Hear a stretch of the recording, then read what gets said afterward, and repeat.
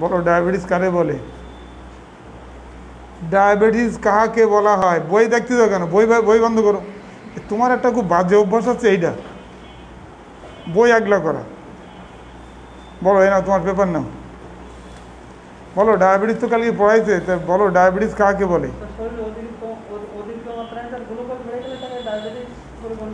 তপতি বলো, তপতি আর তাপসী, তাই তো? তুমি তপতি আর তুমি তাপসী, ঠিক আছে তো? স্বামীর নামও কি এক নাকি?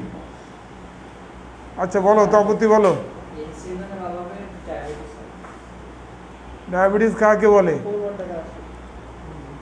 তুমি বলিস দাঁড়াও, তোমার কাছে আসি আগে, এরা এক এক করে বলিনি। এ বলেছে কি, তুমি কি বললে যেন?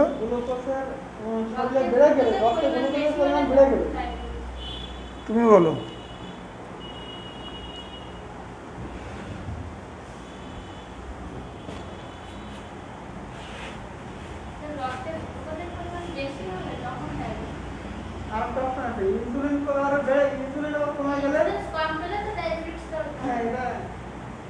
তুমি কি বলছিলে?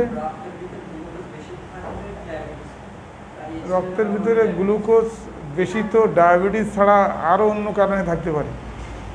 ডায়াবেটিস ইনসিপিডাস একটা রোগ আছে, তাতে শরীরের ভিতরে গ্লুকোজের পরিমাণ বাড়ে কিন্তু প্রস্রাবের সঙ্গে যায় না, তাহলে তো আমরা ডায়াবেটিস বলি না। ডায়াবেটিস ইনসিপিডাস মূলত ডায়াবেটিস রক্তে যদি নর্মাল লেভেলের চেয়ে, এই কথাটা বলতে হবে, রক্তে যদি নর্মাল লেভেলের চেয়ে গ্লুকোজের মাত্রা বা সুগারের মাত্রা বা চিনির মাত্রা বাড়ে, তখন তাকে আমরা ডায়াবেটিস বলতে পারি। এটা কি কারণে হয়েছে, কেন হচ্ছে, সেসব অনেক পরের ব্যাপার। কিন্তু রক্তে নর্মালি আমাদের ধরো 7.8 থাকে, 7.8 পর্যন্ত হচ্ছে আরবিএসের একটা নর্মাল লেভেল। এখন যদি তার তুলনায় ডায়াবেটিস বেড়ে যায়, সুগার লেভেল যদি বাড়ে, তাহলে আমরা তাকে ডায়াবেটিসের কথা বলবো। এবং ডায়াবেটিস হলে সাধারণত প্রস্রাবেও তার সুগার পাওয়া যায়, এটা হচ্ছে ডায়াবেটিস। প্রশ্ন হচ্ছে ডায়াবেটিস কেন হয়? ডায়াবেটিস কেন হয় যদি তোমাদেরকে ব্যাখ্যা করতে হয়, তাহলে তোমাদেরকে কয়েকটা জিনিস আগে জানতে হবে। কয়েকটা জিনিস জানার মধ্যে একটা জিনিস হচ্ছে যে সুগার বা চিনি আমাদের শরীরে কি কাজ করে, কে তাকে কাজ করায়, কি কাজ করে এবং কে তাকে কাজ করায় বা কার সাহায্যে সে কাজগুলো করে, এটা তোমাদেরকে আগে জানতে হবে আর কি। গ্লুকোজটা আমাদের শরীরে সাধারণত শক্তি হিসাবে কাজ করে, আমরা শক্তি পাই গ্লুকোজ থেকে, আমরা এনার্জি পাই, ক্যালোরি পাই, শক্তি পাই।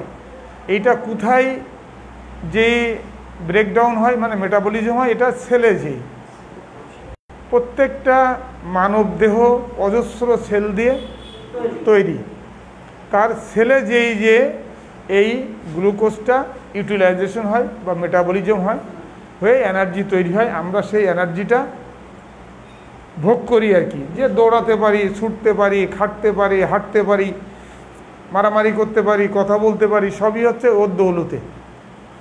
এখন সেজন্যই তো আর আমরা শুধু চিনি খাইনি, খাই, আমরা ভাত খাই, রুটি খাই, মাছ খাই, মাংস খাই, তরি তরকারি খাই, শাকসবজি খাই, সব তার থেকে সুগার আসতে পারে।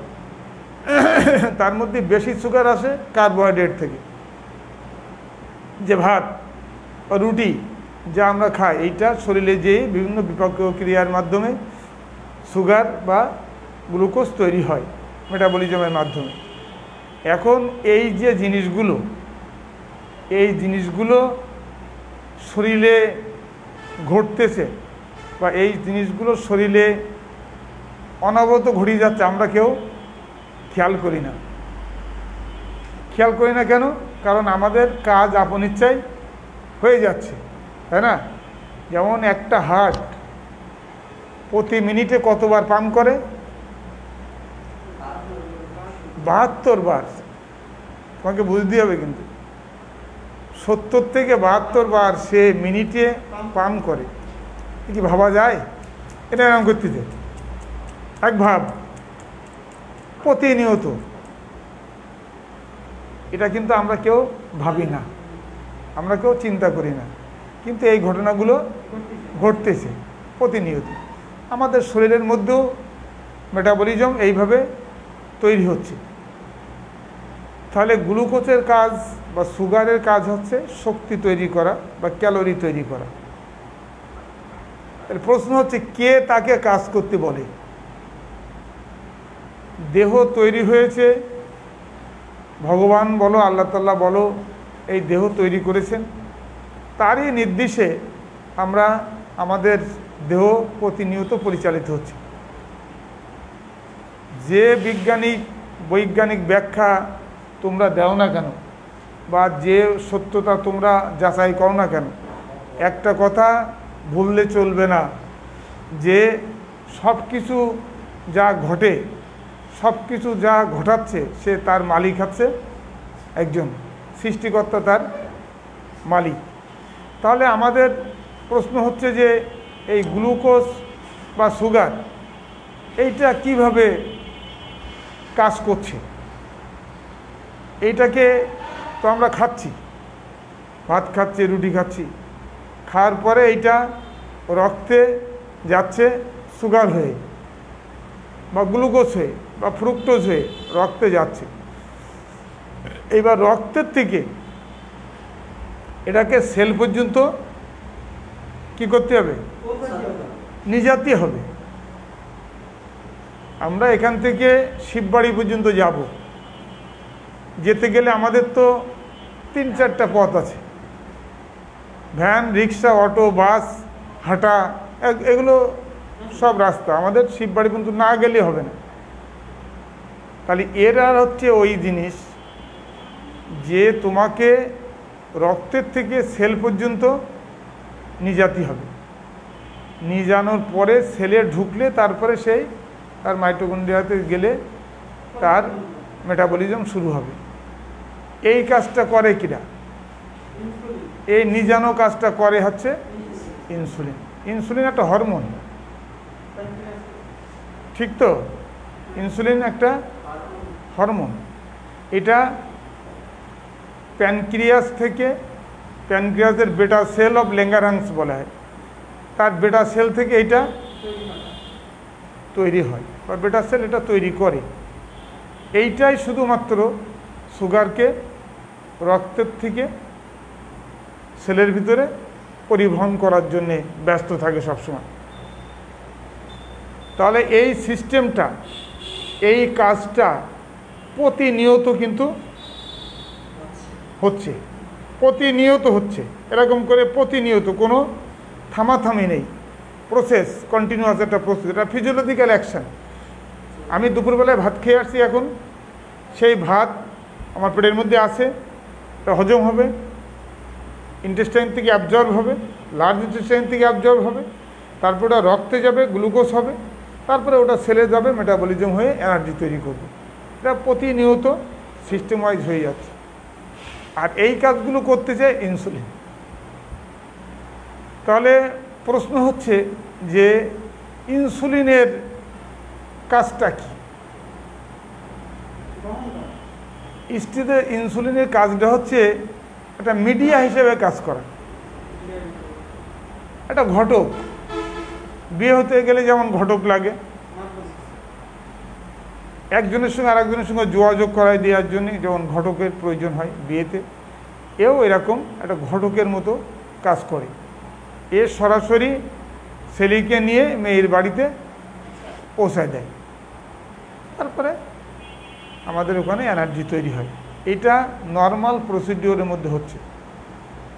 তাহলে এই পর্যন্ত তো ঠিক আছে, এই পর্যন্ত নর্মাল ফিজিওলজি, এগুলো ঠিক আছে। এবার আসতে হবে অ্যাবনর্মাল সিচুয়েশন। এবার আসতে হবে অ্যাবনর্মাল কন্ডিশনে কেন ডায়াবেটিস হচ্ছে।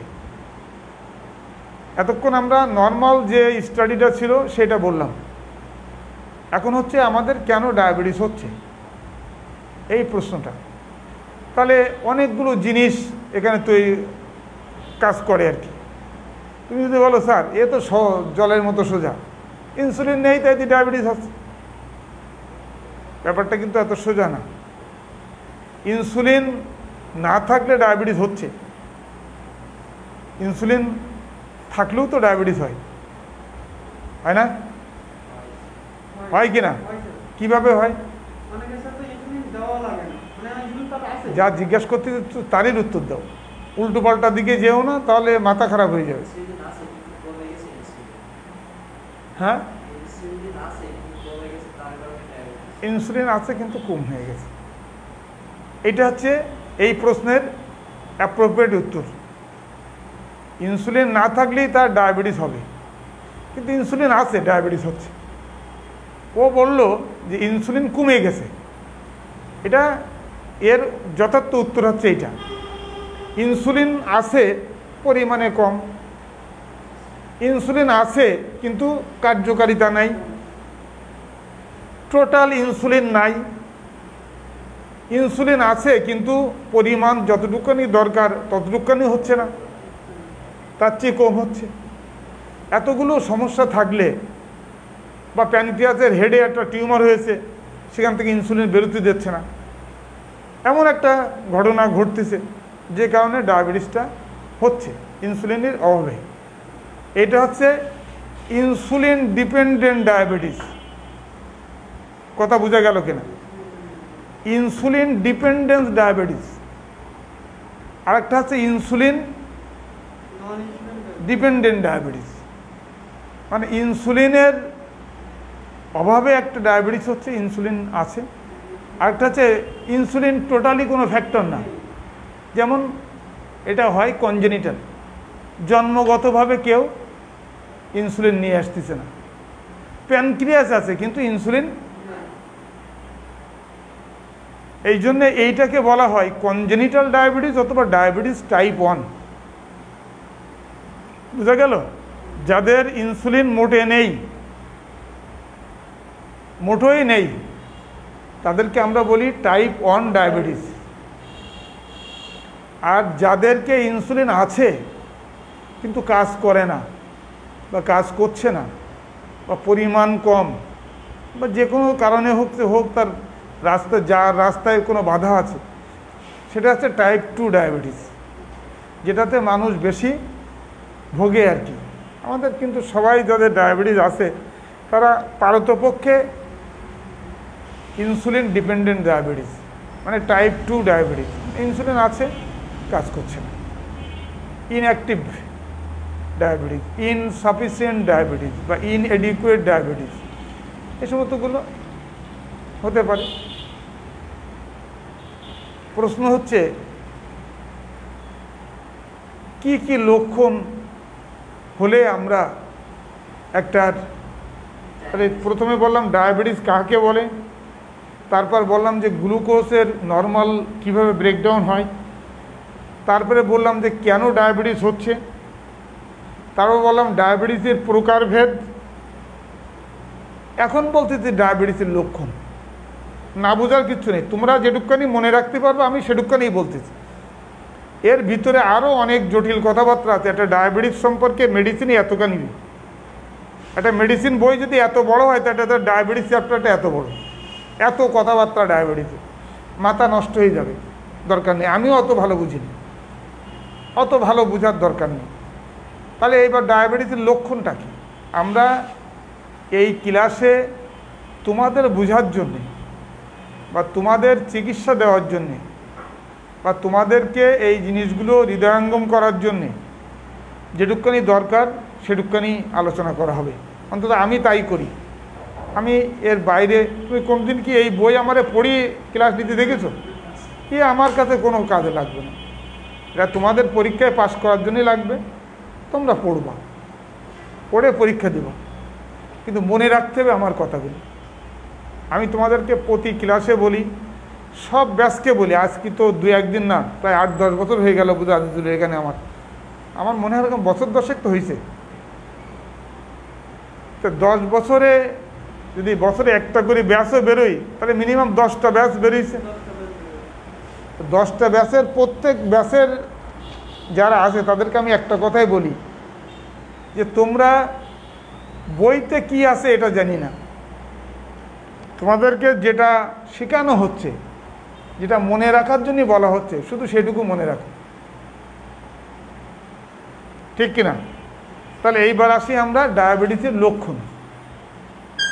কি ডায়াবেটিসের লক্ষণ হলে আমরা সন্দেহ করতে পারি যে এই লোকটার ডায়াবেটিস হতে পারে?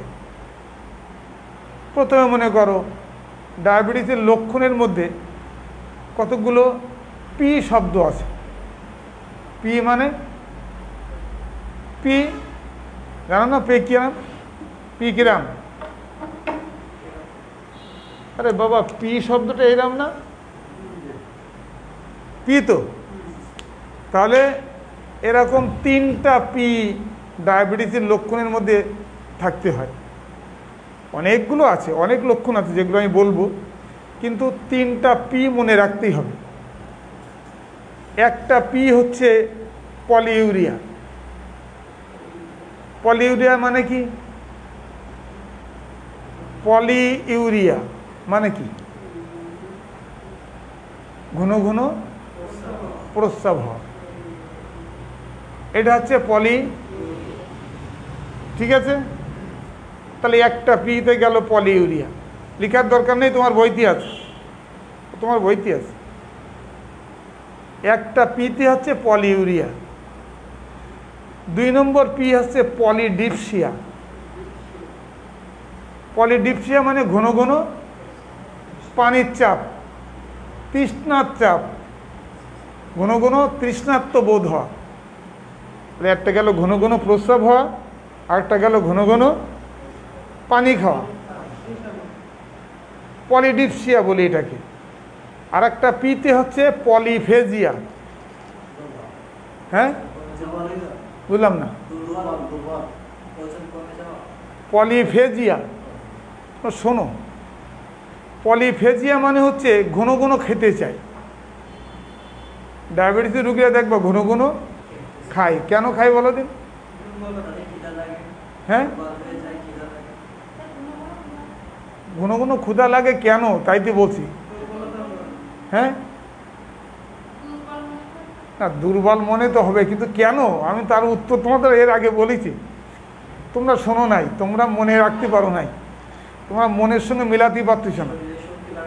শরীরে শক্তি পাচ্ছে না তো, কারণ কি? গ্লুকোজ তো সব রক্তে। গ্লুকোজ সেলের মধ্যে না গেলে তো আর এনার্জি তৈরি হবে না। কি বোঝো কি না? রক্তের মধ্যে গ্লুকোজ, তুমি যা ভাত খাচ্ছ সব রক্তের মধ্যে। রক্তের মধ্যে থাকলে তো তোমার গায়ে শক্তি আসবে না? আসবে। সেলের মধ্যে যে কাজ করলে তারপর তো আসবে, তো ও তো সেলে যাতে পারতিস না। এই জন্যই ও মনে করে কি আমার বোধহয় ঘন ঘন খিদে লাগছে, আমার মনে হয় ঘন ঘন দুর্বল লাগতেছে। মা দুটো ভাত দাও দিন, দুটো সিংড়া দাও দিন, একটু মিষ্টি দাও দিন, দুটো মুড়ি খাই, দুগুণ বিস্কুট খাই। মানে ও সারাক্ষণ খেতে চায়। তার মানেটা কি? তার শরীরে তো সবল না, এনার্জি নেই, দুর্বল পড়ে যাচ্ছে, তাই মনে করে খাই। আমার ওইখানে একবার এক রুগী আইছিল, খুব ইন্টারেস্টিং জিনিস। সেই রুগীটা আমার এসে বলছে যে ভাই, গাজী হোটেলের থেকে 3 প্লেট মাংস দিয়ে ভাত খাইয়ে আমি আপনার পর্যন্ত আসতেই পারতেছি না, এত দুর্বল লাগতেছে। তাহলে গেল ওখানে। তখন আমি তারা জিজ্ঞাসা করলাম যে ভাই, আমার যা মন বলছে যে তোমার কাজ সারা। বলছে কেন ডাক্তার? তুমি এই পরীক্ষাটা আগে করো, আমার মনে হচ্ছে তোমার কাজ সারা। পরীক্ষা করে দেখে 26 ডায়াবেটিস। তার মানে এই লোকটাও তার 3 প্লেট মাংস দিয়ে, তার মানে 3 পিস হোটেলের মাংস দিয়ে সে অতগুলো ভাত খেয়ে আমার পর্যন্ত আসতে পারতেন না হাসপাতালের সামনে। তাহলে একটা হচ্ছে পলিইউরিয়া, ঘন ঘন প্রস্রাব হবে, একটা হচ্ছে পলিডিপসিয়া, ঘন ঘন পানির টান হবে, আর একটা হচ্ছে পলিফেজিয়া, ঘন ঘন। এইগুলো শুধু লক্ষণ না, এইগুলো শুধু লক্ষণ না, এই তিনটা হচ্ছে মূল লক্ষণ।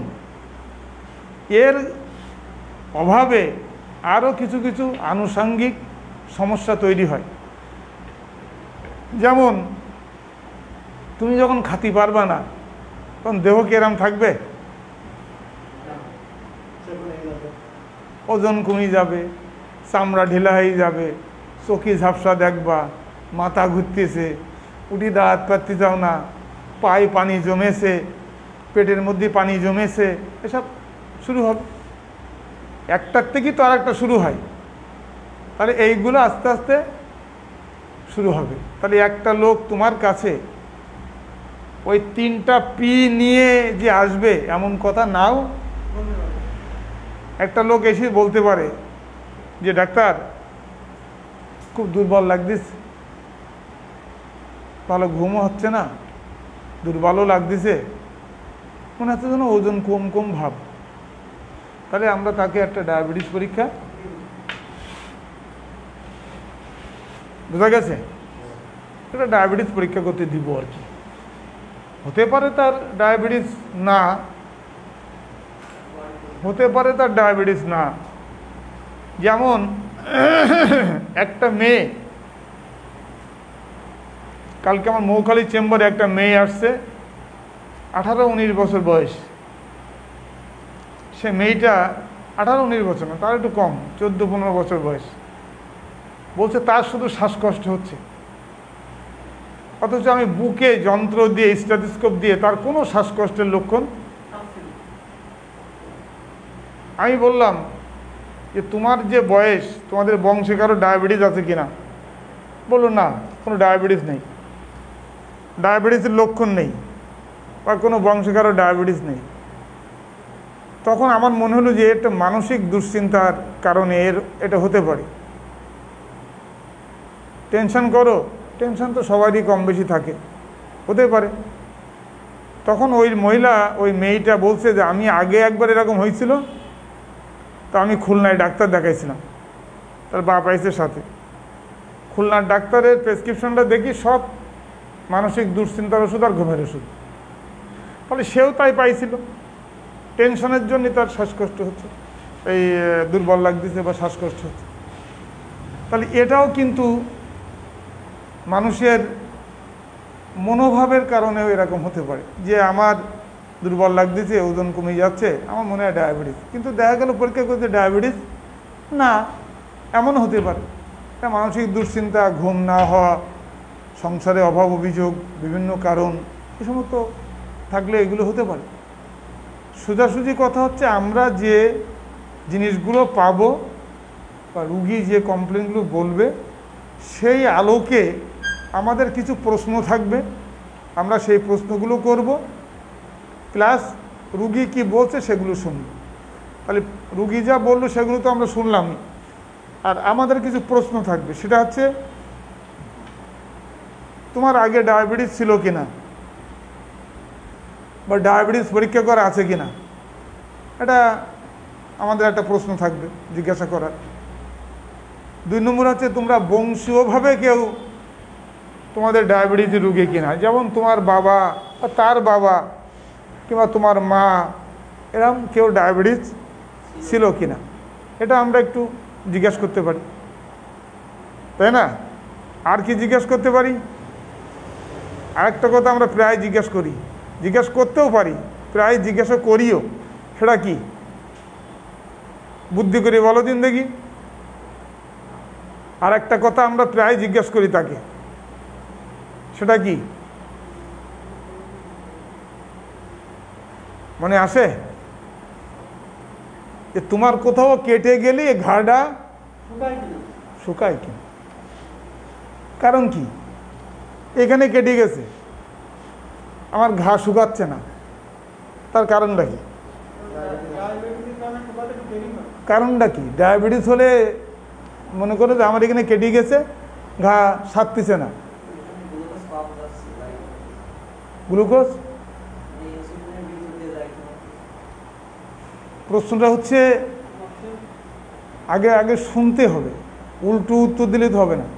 আমার প্রশ্ন হচ্ছে আমার এখানে কেটে গেছে, ঘাটা সারতেছে না, আমি ডাক্তারের কাছে আসলাম বা আমি তোমার কাছে গেলাম, যে বললাম ডাক্তার সাহেব আমার এই জায়গাটা কেটে গেছে কিন্তু ঘা সারতেছে না। তুমি মনে করলে যে এটা ছাত্র একদিন ক্লাসে বলছিল এটা ডায়াবেটিসের একটা লক্ষণ হতে পারে। ভাই তুমি ডায়াবেটিসটা পরীক্ষা করো, পরীক্ষা করে দেখা গেল যে ডায়াবেটিস পজিটিভ। কিন্তু আমার প্রশ্নটা এইখানে, ডায়াবেটিস যদি থাকে তাহলে ঘা সারতে দেরি হবে কেন? আমার প্রশ্নটা তো সেইটা। তার ডায়াবেটিস হয়েছে, হোক, ডায়াবেটিস হয়েছে আমি মেনে নিলাম যে ঘা সারতে না, কিন্তু আমার প্রশ্নটা এইখানেই, ডায়াবেটিস বেশি থাকলেই মানে রক্তে চিনির পরিমাণ বেশি হলে তো ডায়াবেটিস, তোমরা তো তাই বললে এতক্ষণ। তাহলে রক্তে চিনির পরিমাণ থাকলে ঘা সারবে না কেন? রক্তে চিনির পরিমাণ যদি বেশি থাকে তাহলে ঘা সারবে না কেন? আমি অ্যান্টিবায়োটিক দিচ্ছি, সব কিছু দিচ্ছি, ঘা সারতে না কেন? চিনি কি ডায়াবেটিস কম থাকে নাকি?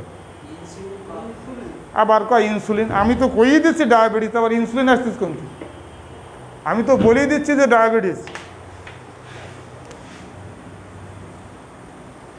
আমি তো বলেই দিচ্ছি যে ডায়াবেটিস, তাহলে আবার চিনির পরিমাণ কম, ইনসুলিনের পরিমাণ কম, এসব আসবে কেন? আমার প্রশ্নটা আগে বোঝো। আমার প্রশ্ন হচ্ছে যে ডায়াবেটিস বেশি হলে ঘা সারতিস না কেন? কারণটা কি? তোমারে এই ঘরের মধ্যে আটকে রেখে দিলাম, খুব ভালো করে বুঝবা। এই ঘরের মধ্যে আটকে রেখে দরজায় তালা চাবি দিয়ে আমরা চলে গেলাম। ঘরের মধ্যে 10 দিনের রান্না করা ভাত, মাছ, মাংস, পোলাও, বিরিয়ানি, পানি, 7 আপ সব এর মধ্যে দিয়ে গেলাম, তাই তুমি মরবা কেন? মরবে না কেন? ভালো খাবার পাচ্ছি, আমার পায়খানার দরজা এইখানে, ঘরের মধ্যে পানি সাপ্লাই, তুমি শুধু তালা মারি থুয়ে গেছাও যাতে আমি বাইরে যাতে না পারি। তার তো যা কিছু দরকার সব দিয়ে গেছাও, শোয়ার জন্যে খাট দিছাও, বাথরুমের জন্য বাথরুম আছে, প্লেট ভরা খাবার আছে, ফ্রিজে রান্না করা খাবার আছে, গ্যাসের চুলো আছে, সব কিছু আমার আছে, তাহলে আমি কি মরবো? তাহলে তোমারে মারতে গেলে কী করতে হবে? সব বন্ধ করে দিতে হবে।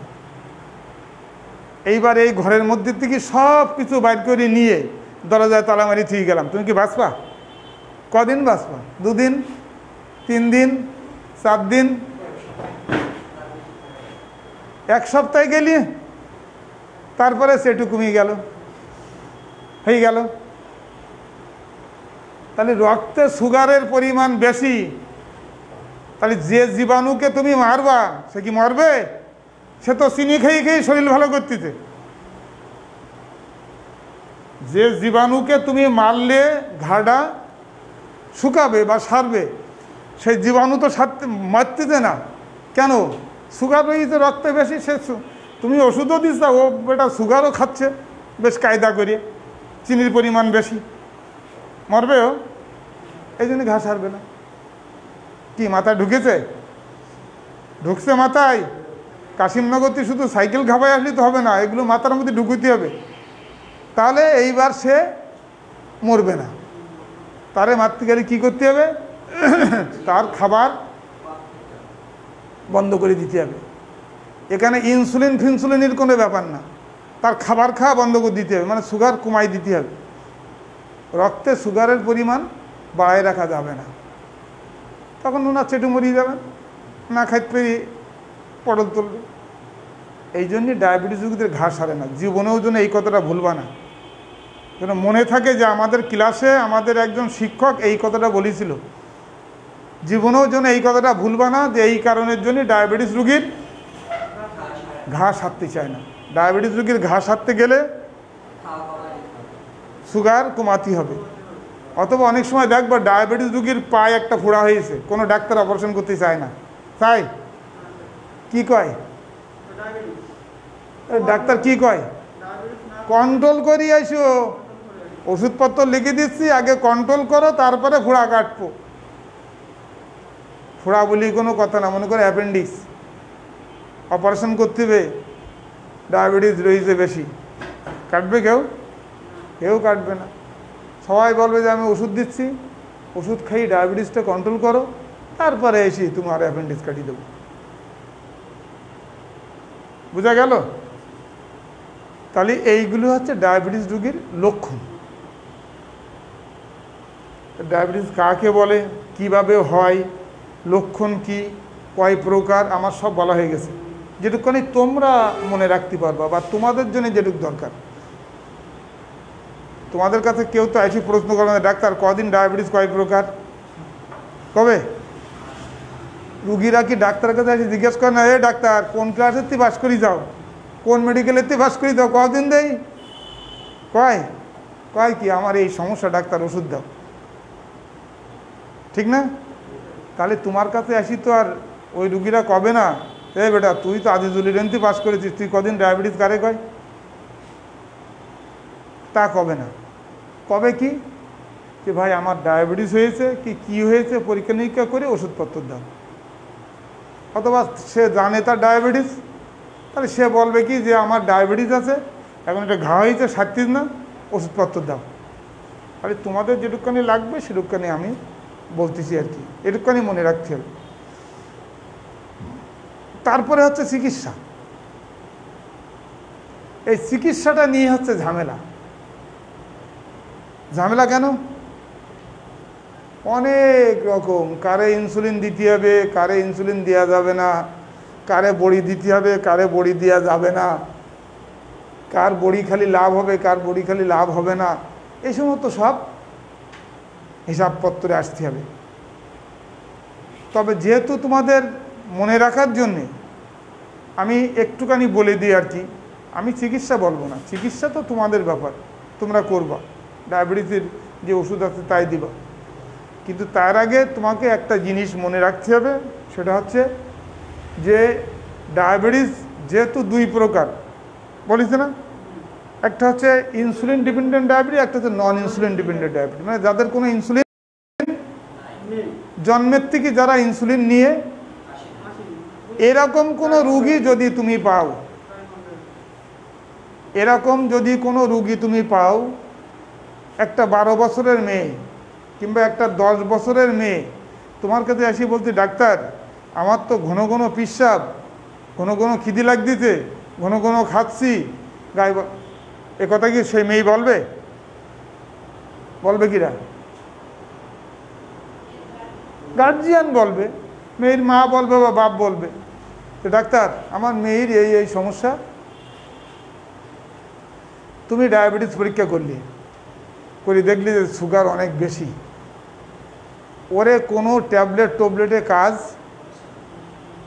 ওরে কি দিতে হবে? শুধু একটা জিনিসই মনে রাখো, তাকে ইনসুলিন ছাড়া অন্য কোনো জিনিস দিলে, কারণ ও জন্মের থেকে ইনসুলিন নিয়ে আসে নাই, ও জন্মেছে ইনসুলিন ছাড়া,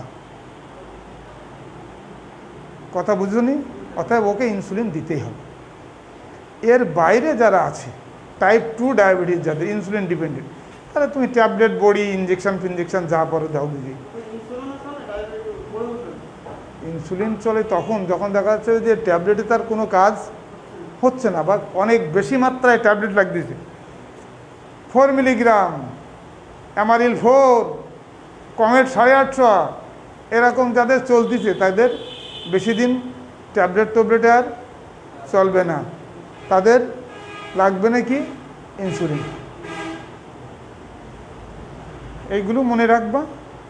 এইগুলো যেহেতু ডায়াবেটিসের চিকিৎসা ভীষণ জটিল, সেহেতু তোমরা বই পড়ে যেখানে প্র্যাকটিস করবা সেখানে প্র্যাকটিসে বসে, বা তুমি ডাক্তারের কাছে একটা রুগী নিয়ে এসে চিকিৎসা নিয়ে এগুলো করে তোমাকে শিখতে হবে। আমি তোমাকে লিখে দিলাম সেক্রিন 1, কোন লাভ আছে? তুমি যে রুগীটা তুমি দেখতে যাও তাদের সেক্রিন 1 দিলে হচ্ছে না, তার সেক্রিন 3 লাগবে,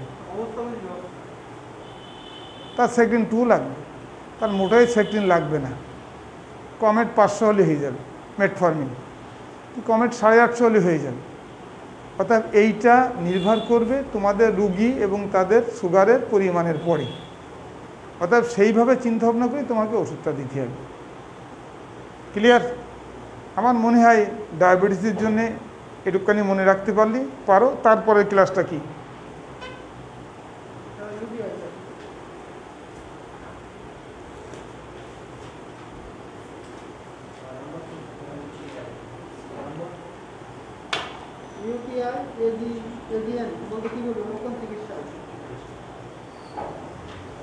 তারপরে হচ্ছে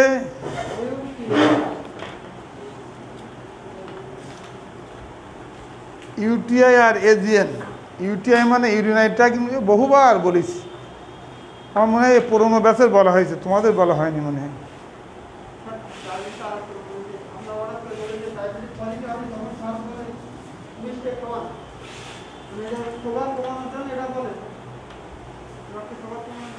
তুমি যখন আবার সুর করলে তাহলে আর একখান গান গাইতে হয়। ও যেহেতু সুর ধরিতেছে তাহলে তো আর একটা গান গাইতেই হবে। ডায়াবেটিসের খাওয়া যায় নাকি? শুধু বিষ আর সব খাওয়া যাবে। তুমি আমার হয়তো বলো এই আবার কনগির পাগল, ডায়াবেটিস রোগী তো মিষ্টি খাওয়া নিষেধ, আম খাওয়া নিষেধ, কাঁঠাল খাওয়া নিষেধ। আরে পাগল যে কয় সব খাওয়া যাবে, আমি বলতিস তো সব খাওয়া যাবে। অথবা আজকে একটা মিষ্টি আম তুমি দুপুরবেলা খেয়ে ফেলিস, তুমি ডায়াবেটিসের রুগী, দুপুরবেলায় একটা মিষ্টি আম বৌমা যত্ন করে দিয়েছে আর ফেলতে পারলাম না, খেয়ে নিলাম, তাহলে রাতের বেলা আমাকে কম খাবার খেতে হবে, অথবা এমন খাবার খেতে হবে যাতে কোনো সুগারের নামগন্ধ নেই। রাতের বেলায় আমি এক বাটি ডাল চুমুক দিয়ে খেয়ে শুয়ে থাকলাম, বা রাতের বেলায় দুটো সিম, পটল, দুটো উচ্ছে, দুটো কাঁকরোল, দুটো ঢেঁড়স একসঙ্গে একটু ঘন্ট পাকাই খানিকটি দিলে খাই, 2 গ্লাস জল খেয়ে শুয়ে থাকলাম। কুটুম বাড়ি কি যাও, দুটো মিষ্টি না খালি হবে না ভাই মশাই, এই 4 দিন পরে দুটো মিষ্টি খাইতে হবে, আমার ডায়াবেটিস, তা হোক দুটো মিষ্টি খাইতে হবে। তুমি দুটো মিষ্টি খালি, দুটো খালি শুকিয়ে হবে, ওরা দুটো খালি। রাতের বেলায় ডোজটা একটু, ওষুধের মাত্রা একটুখানি বাড়াই নিলে, রাতের বেলা মনে করো ব্যাগির বাড়ি আসাও, রাতের বেলা একটু ভালো মন্দ খাওয়াবে, তাহলে ওষুধের মাত্রা একটুখানি বাড়াই নিলাম। তাহলে কি কোনো জিনিস আমার খাওয়া নিষেধ? যেমন আগে আমি সবারই বলেছি, সব ক্লাসেই বলেছি যে প্রত্যেক দিন একটা করে ডিম খাওয়া যায়, কিন্তু আমি লেটেস্ট একটা জার্নালে দেখলাম যে সপ্তাহে 2 থেকে 6টা ডিম খাওয়া যায় উচিত, 2 থেকে 6টা ডিম খাওয়া উচিত। যাদের হার্টের রোগ আছে তারা হয়তো একদিন পরে একটা করে খাবে, 3টি খাবে ডেলি। আমি এই কথা শোনার পরে আমিও রোজ খেতাম, আমি এখন ডেলি সপ্তাহে 4টি করে খাই, 3 দিন আর খাইনি, পরপর 3 দিন না খেয়ে পরপর 4 দিন খাই। এটা এক একটা জার্নালের এক একটা আলাপ আলোচনা। প্রতিদিন বিজ্ঞান পরিবর্তন হচ্ছে, প্রতিদিন নতুন নতুন ওষুধ আসতেছে, নতুন নতুন আবিষ্কার হচ্ছে, নতুন নতুন গবেষণা আসতেছে, যে কারণে একটা জিনিস ধরে রাখলি মিষ্টি খাওয়া যাবে না, এই কথা দিয়ে আর জগৎ চলবে না। কারণ কি, এখন ডায়াবেটিস রুগী যেরকম খাতে পারে এরকম মিষ্টিও বানানো হচ্ছে না? ডায়াবেটিস রুগীদের জন্য মিষ্টি বাড়িস, সুক্রোজ বা আমরা যে 0 ট্যাবলেট খাই, 0 ট্যাবলেট দিয়ে মিষ্টি বানাই দিলে কিচ্ছু হবে না ডায়াবেটিস রুগীদের।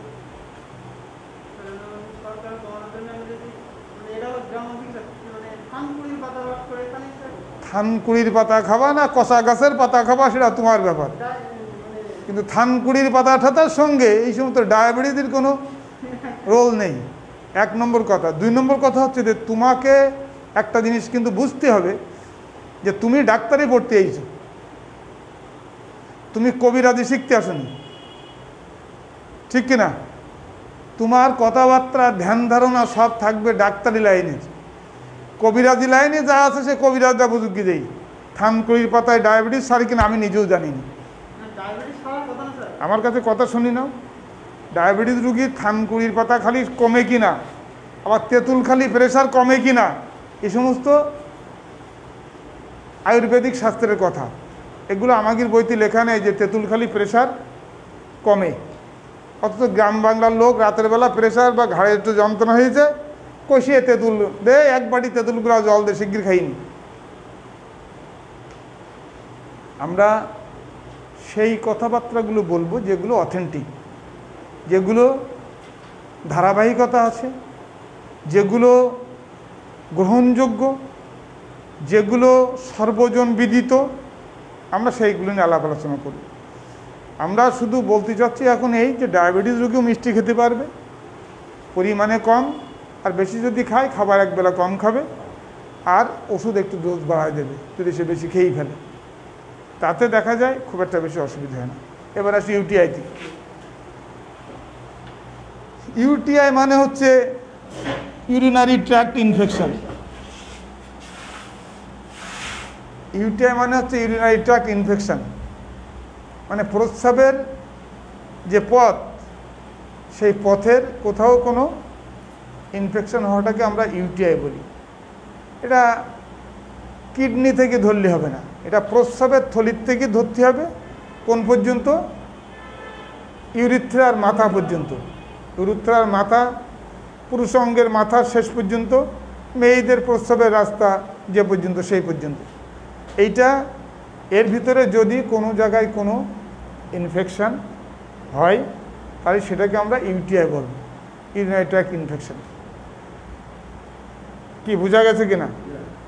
এখন প্রশ্ন হচ্ছে যে কারা কারা এই ঘটনাগুলো ঘটায়, কারা কারা এই প্রস্রাবের ইনফেকশনের জন্য দায়ী। এর জন্য কিছু ব্যাকটেরিয়া আছে, এর জন্যে কিছু ফাঙ্গাস আছে, এর জন্যে স্পেসিফিক কোনো ভাইরাস নাই। কিন্তু বেশিরভাগ ক্ষেত্রে দেখা যাচ্ছে যে ব্যাকটেরিয়ার ইনফেকশনটা বেশি হয়, কিছু হয় প্যারাসাইট বা প্রোটোজোয়াল, আর বেশিরভাগ সব ব্যাকটেরিয়াল ইনফেকশন। ব্যাকটেরিয়াল ইনফেকশন যে হয়েছে এটা আমরা কি করে বুঝি বলো দিন? এই ইনফেকশনটা ধরো একটা রুগী আমার কাছে আসি, বলো ও তপতি আমার কাছে এসে বলতে, স্যার আমার পেচ্ছাবে খুব জ্বালাপোড়া করছে, ঘন ঘন পেচ্ছাব হচ্ছে, পেচ্ছাবে খুব জ্বালাপোড়া করছে, তলপেটে ব্যথা হচ্ছে, হালকা হালকা জ্বর হচ্ছে, গা ঝাড়ামারি মেরে উঠতেছে, কাঁপুনি দিচ্ছে। তখন আমরা বুঝি যে এটা ব্যাকটেরিয়াল ইনফেকশন। কারণ হচ্ছে যে ওর একটু জ্বর জ্বর মতো ভাব আসতেছে। কোনো প্রোটোজোয়াল ইনফেকশানে বা কোনো ফাঙ্গাল ইনফেকশানে সাধারণত জ্বর জারি খুব একটা হয় না। এটা কী করলে বোঝা যায়? যেমন যাদের দায় আছে না, অনেকের দায় হয় কি না, তারা কি জ্বরের কথা কয়? সাধারণত বলে না। কিন্তু পেচ্ছাবে ইনফেকশন হলে জ্বর হয়, এটা কম বেশি সবাই এসে বলে। তাহলে সেটা পরে, সেটা লক্ষণ যখন যাব তখন। আজিজুল, ও আজিজুল, একটু চা দাও দিন।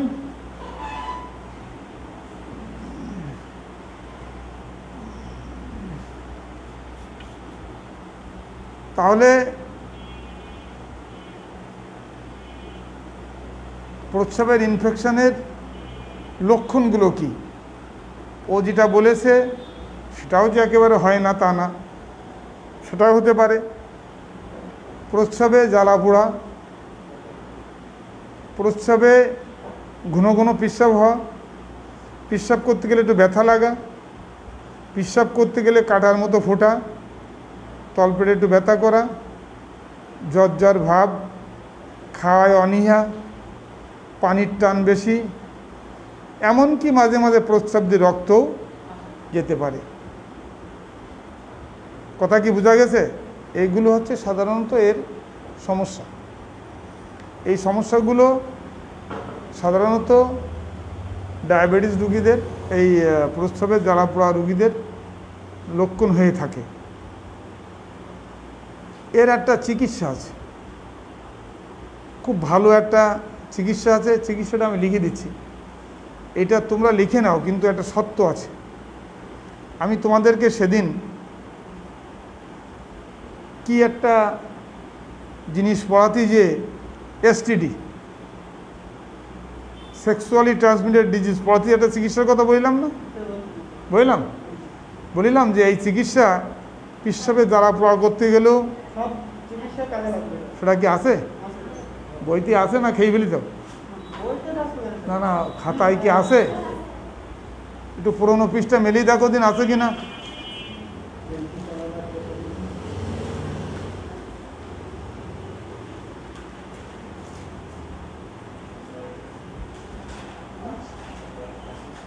না, তুমি সেদিন আসনি।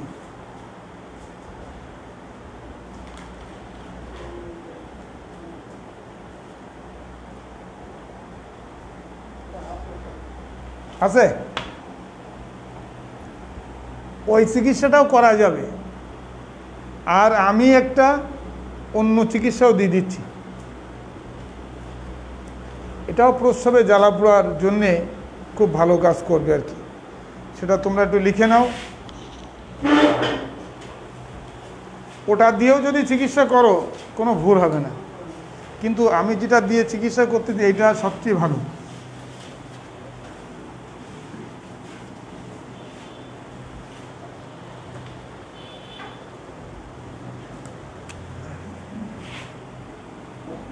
ট্রিটমেন্ট অফ ইউটিআই, ট্যাবলেট নিনটোইন এসআর 100 মিলিগ্রাম, এটা হচ্ছে নাইট্রোফ্রন্টাইন ট্যাবলেট। সকালে একটা, রাতে একটা, 10 দিন ভরা পেটে।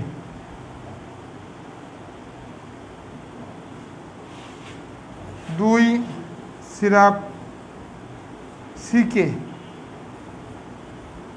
2 চামচ ওষুধ প্লাস 1 গ্লাস পানি, দিনে 3 বার।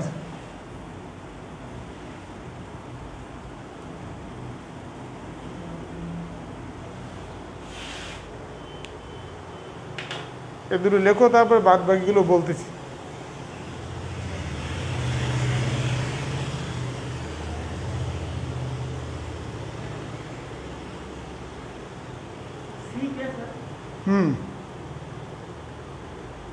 পটাশিয়াম সাইট্রেট আর জন্য কি একটা থাকে ওর ভিতরে,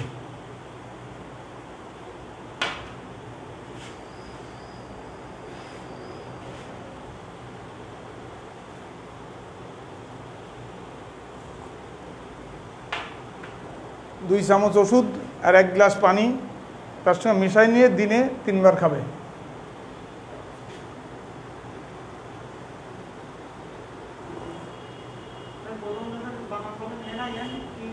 আয়ন নিনটোইন।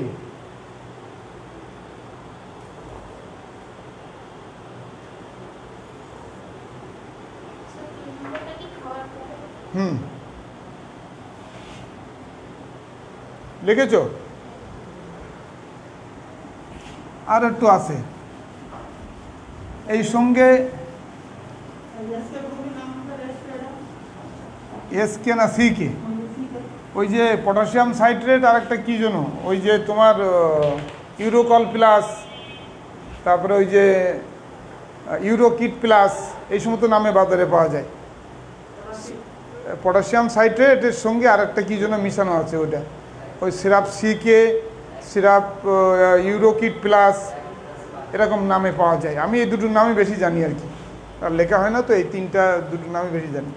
3 নম্বর একটা গ্যাসের ওষুধ দিতে হবে, ক্যাপসুল ডেক্সোপ্রেক্স ল্যান্সোপ্রাজল, ল্যান্সোপ্রাজল, ল্যান্সোপ্রাজল গ্রুপের গ্যাসের ওষুধ। কি বলো, আমারে বলো। এটা হচ্ছে গ্যাসের ওষুধ, ল্যান্সোপ্রাজল গ্রুপের গ্যাসের ওষুধ। যেহেতু তলপেটে একটু ব্যথা থাকে, একটু ভিসারালজিন দেওয়া যায়,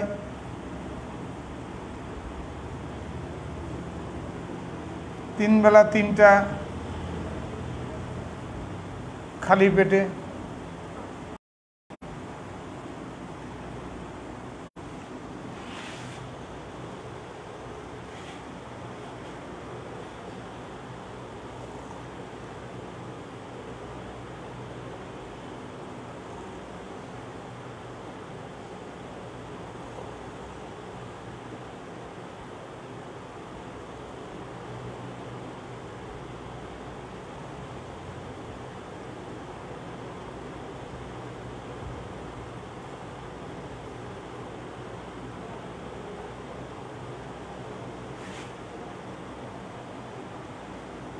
লেখা হলে বলবা।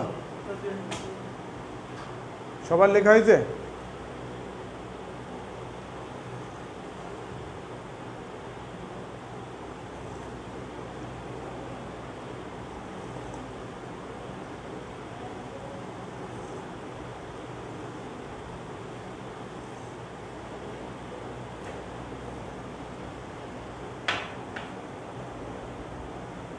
হয়েছে? এই পর্যন্ত লেখার পরে একটা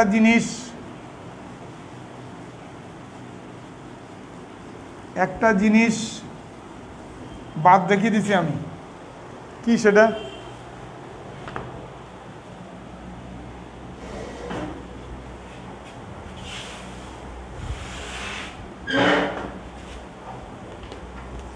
তোমাদের এই শীট নেই? হ্যাঁ, এই শীট তোমাদের নেই?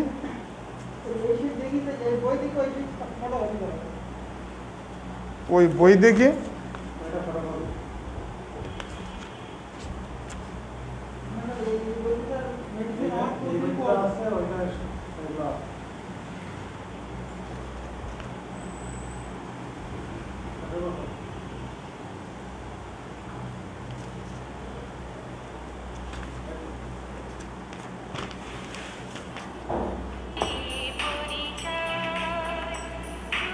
ও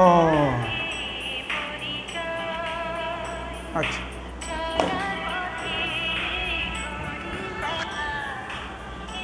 নাও তুমি নাও, সমস্যা নেই। হ্যালো, হ্যাঁ কে বলছেন? হ্যাঁ হ্যাঁ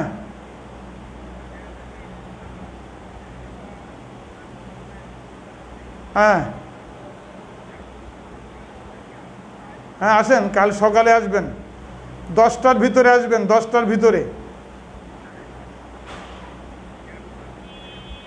আরে পেট জ্বালা করতে একটু গ্যাসের বড়ি টড়ি খাবেন, পেট জ্বালা করতেই পারে, এটা গ্যাসের ওষুধপত্র খালি ঠিক হয়ে যাবে।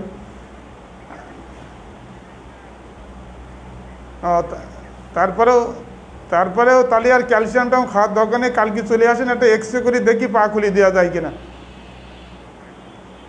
ঠিক আছে? আচ্ছা, 10টার মধ্যে আসবেন। আপনার কিন্তু অনেক কাজ, ওই পাটা ভিজাতে হবে, পা ভিজাই পা নরম করতে হবে, তারপরে ব্লেড দিয়ে কাটতে হবে, বুঝলেন? অনেক সময় লাগবে, কিন্তু আপনি 9টার মধ্যে চলে আসবেন। হ্যাঁ, 9টার মধ্যে না হলে আপনার ওই ভিজাই টিজাই এসব করতে গেলে অনেক সময় লাগবে। আর লুঙ্গি পরে আসবেন, লুঙ্গি। হ্যাঁ, লুঙ্গি না পরে আসলে ওই পা ভিজাতে পারবেন না।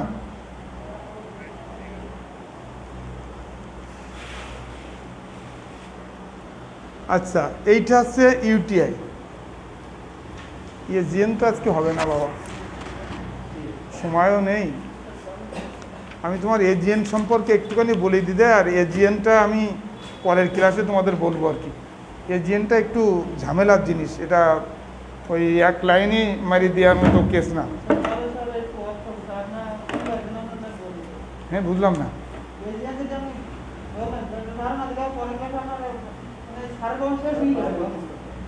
না, এজিএন আমি পরের ক্লাসে বলে দেবো আর কি। পরের ক্লাস কবে হবে তা তো বলা যাচ্ছে না, ঠিক না? আজিজুল, শুনে যাও।